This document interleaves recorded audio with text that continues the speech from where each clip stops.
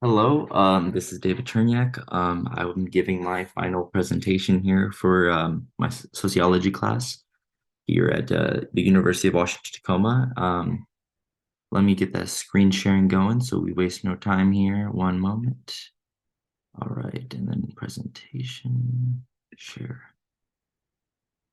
All right, and I believe we should be on the correct screen here. One moment. How do I, from beginning here? All right, and we are going. All right, and then the one moment, sorry. All right, and then this is my presentation. I'm David Chernyak. This is my sociology final. And I'd like to just give like a brief explanation of where we all started in this class, where I started. I assume most of my peers have started um pretty much at square one. I mean, like when I joined this class, I had no clue what we were gonna cover. I joined this class because it was a requirement of mine to get my degree. But after taking this class, I just think of things a little bit differently now. I also took a film class while taking this, and there's a lot of analysis there. But I feel like taking these two classes together really just made me look at things from like a broader scope in my life. I just look at it, if I'm telling someone this, then how would it get to this?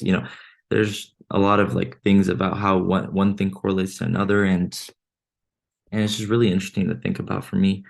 I love, data. I'm in business and I love data and all these things and seeing how one thing correlates to another. And it's just this class was really interesting to see how something that like can seem so negative as poverty we're going to cover in this presentation could actually like have some things that might be necessary for society.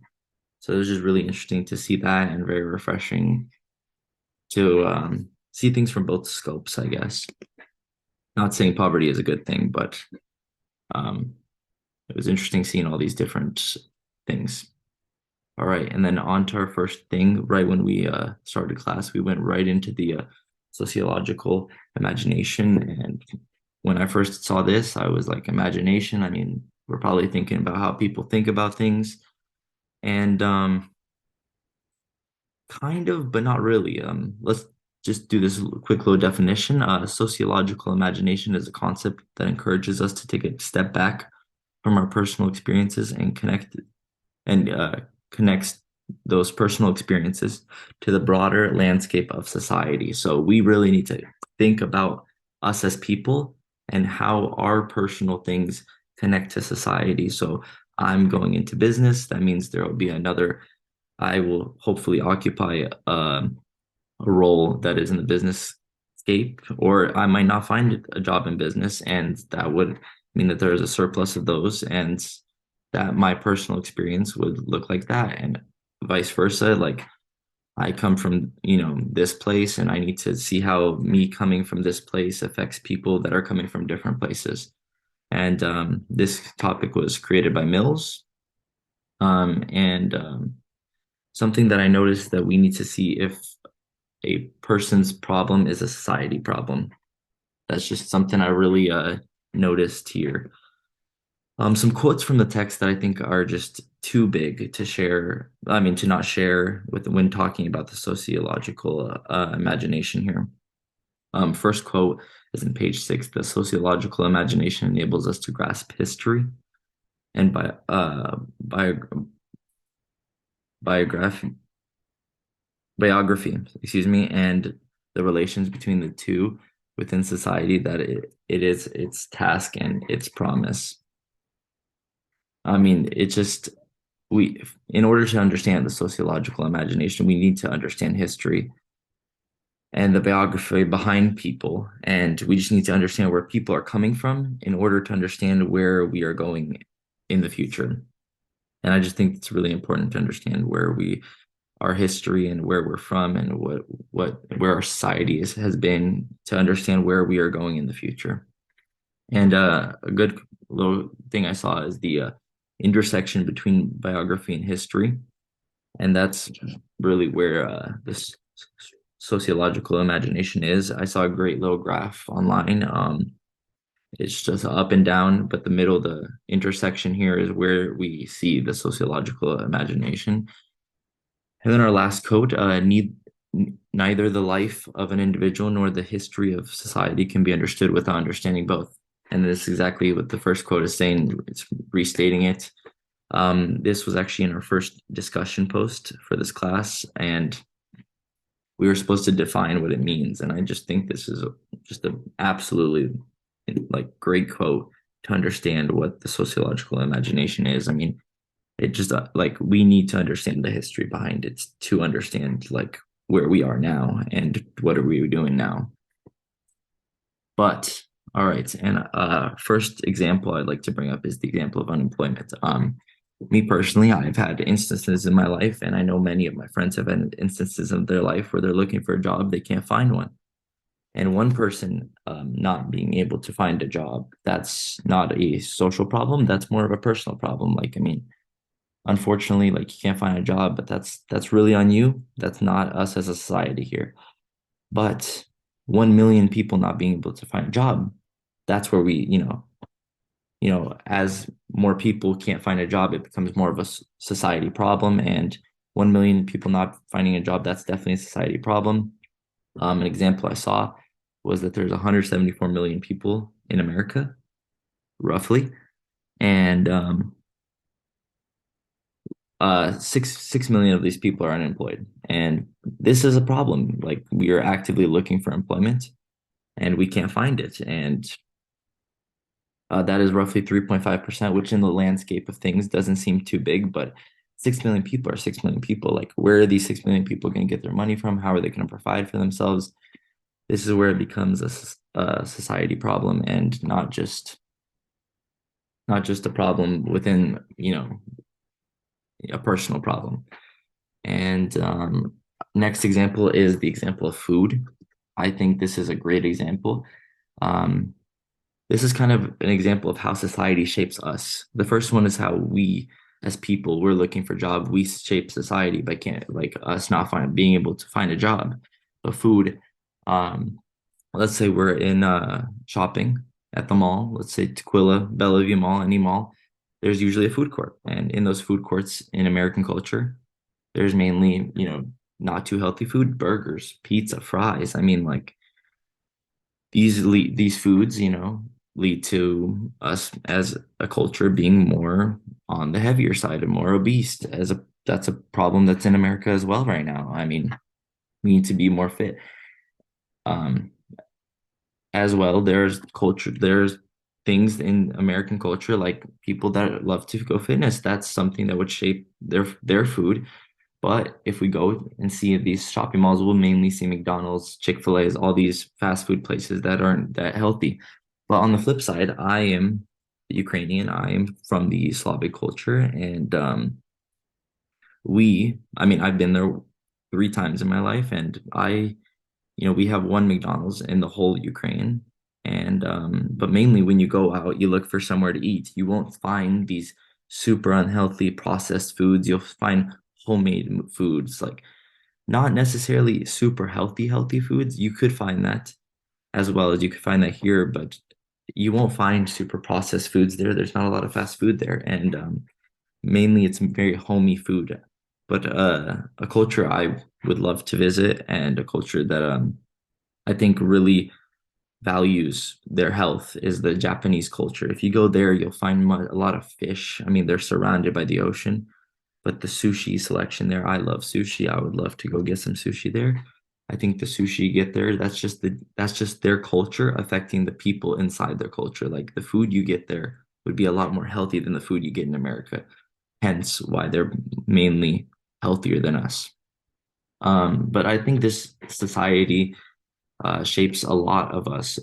Some things I jotted down is like sexual desires and standards of beauty. Like here, we have different standards of beauty as in Slavic or Japanese cultures. Like it's just much different. Like here we have, um, I mean, I won't get into it, but here we just have different standards of beauty and ethical practices, principles and morals are something that are very skewed over all these different cultures in the Slavic culture right now in Russia and the Ukraine. We see that there's a war, and that the Russian government is controlling the narrative, and they're controlling these what we consider ethical in the in society over there.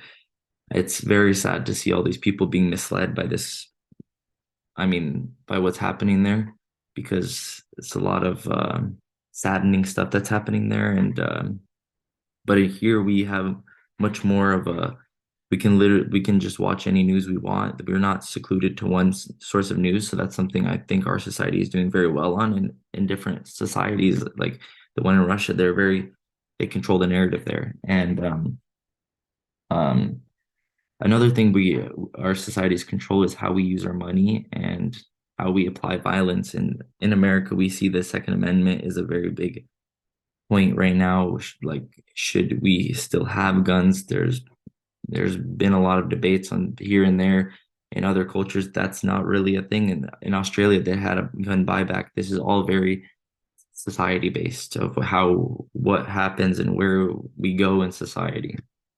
But that's just something I really thought was interesting, because I thought as humans we shape society, but in turn society also shapes us. So I think it's just a good little navigation of how we both do one another. Like, we shape society, society shapes us. And one more point I'd like to bring up is the troubles versus issues. A trouble is a private matter, and values cherished by an individual are felt by him to be threatened. So a trouble is, as we were talking about earlier, something that is personal to them. As but an issue, like those million people that are unemployed in America, those 6 million people that are employed, that is an issue. And issues have to do with matters that transcend these local environments of the individual and ranges of inner life. An issue is a public matter.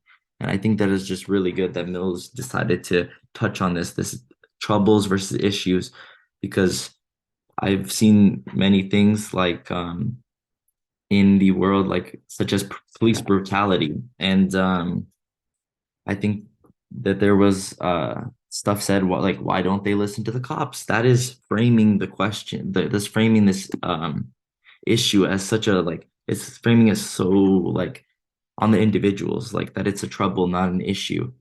And I think framing is very important when we're talking about this, because police brutality, I think we all seen in the past few years, has become a very big issue in America. But I've seen many people shape it as just, oh, why don't these people do this? And why don't these people do that, as just a trouble for these people? But in reality, I think it's um, very much just a big issue.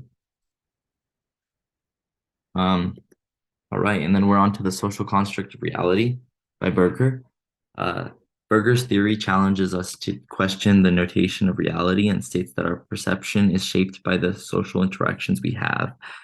This was definitely the hardest one for me to grasp personally. I just was unsure, but I watched a very good video on YouTube um, by this guy, and he was saying that we're basically all just trapped in here, and that we're all just trapped in this box by, like, because everything we consume is already been consumed and, like, will be consumed after us. Everything we hear is from people. And this quote by Berger here is, society is dilemma, a phenomenon that is a human product and nothing but a human product. So everything we have here in this society is just been made by humans, been remade by humans. Everything that we consume, like we learn here, we're learning from a human. We're learning, all these things have been learned before our professors have learned them from their professors, and so on and so on. And another quote by Berger, society is a product of man. Man is a product of society. Going back to that previous example that I brought up, that we shape one another, and um that's basically it. Some key terms I thought was from that first discussion, again, externalization, objectivation, internal internalization, and nomos. And I think the biggest one for this one are these nomos. And that's why I think the movie Snowpiercer is just a really good representation of this social construct of reality, because they had their own rules that were made up, and they had their own social constructs. Um, it was very interesting to see how Wilford made these things that, oh, these people were meant to be in the back, these people were meant to be in the front, but that was just their rules that they made and that they had. And very interesting to see all these things. On to our last one, Functionalism by Gans. One quote I'd like to go to immediately is I would also urge that no social phenomenon is indisputable. It is made to be powerful or too highly valued to be eliminated. And this is something that I think we immediately need to touch on, that there is nothing that can be indispensable. Uh, for something for something to be functional does not mean it is indispensable. And I think that's just a really good basis to be on, because we're talking about the positive function of poverty here. And when I first was brought up to this thing on, when I first read this title, when we were going over this discussions, I was like, how is there positive function to poverty? This personally did not make any sense to me. But as going into it, like, looking at these different things that I thought there were no positives, somehow there were about 12 of them. But I just touched on four that I thought were really big. Some of the main ones, they do undesirable jobs, create jobs, people who are not in poverty, feel more secure, and they help boost non-poor. Um, let's go over that first one. Do People that are in poverty do undesirable jobs? And a quote was found, first, the existence of poverty makes sure that dirty work is done. It's found on page 278. And this is just, someone has to do the work. And, I personally, I don't want to do the work. And, I know a lot of other people that don't want to do these undesirable jobs, and someone has to do them. Um, and another positive to this is that if there are a lot of people that are in poverty, that we could pay lower wages for people, because there are more people willing to do it. And in turn, that means us, people that are not in poverty would have more clean jobs available to them, because there are a lot of people doing these dirty jobs that, are willing to do it for cheaper and cheaper because they need funds. And then the next one is creates jobs. Uh, Third, creates jobs for a number of uh, occupations and professions which serve the poor or shield the rest of the population from them. And stuff like this is like social workers, people that work at shelters, all these different things. And like, if there are no people in poverty, like, where are all these people going to go? Where are they going to get jobs? Like what happens to them? And I think it's just very interesting, very good question to ask, because poverty is bad. Like, we can all agree on that, but it's like we are helping these people in poverty, and by helping these people, we create jobs.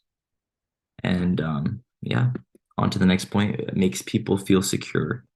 Eighth, poverty helps to guarantee the status of those who are not poor in a stratified society where social mobility is an especially important goal, and class boundaries are fuzzy. People need to know quite urgently where they stand. And that's just as simple as it sounds. I mean, people like to be on top. They like to feel secure. They like to know, not everyone's Bill Gates or, super rich people, but we like to know that there is someone under us. We say that we don't compare one another to ourselves, but we all compare one another. And I think that's just, something that makes people feel secure at the end of the day. And the last, helps boost the non-poor. Ninth, the poor also assist in the upwards mobility of the non-poor. And that's just everyone wants to be successful. I mean, I want to be successful. I assume everyone that's taking this course wants to be successful. I mean, we all want to have like sufficient funds to provide for us and our families and whatever else we have going on. And we, and for in order for us to be higher, there needs to be people lower because there's always this middle. And if we're above the middle, there needs to be someone below the middle. And that's just how the life is. And in conclusion, one last thought I just wanted to bring up is it is very important to understand how one thing links to another and how we affect the world around us. I mean, in turn, I think us as people, we do a lot of good, we do a lot of bad, but I think as long as we understand what we're doing, we can do a lot more good than bad. And that concludes my presentation. I appreciate you for listening, and I appreciate you for having this class and engaging us into this thinking. And I appreciate everything you've done for us. Thank you.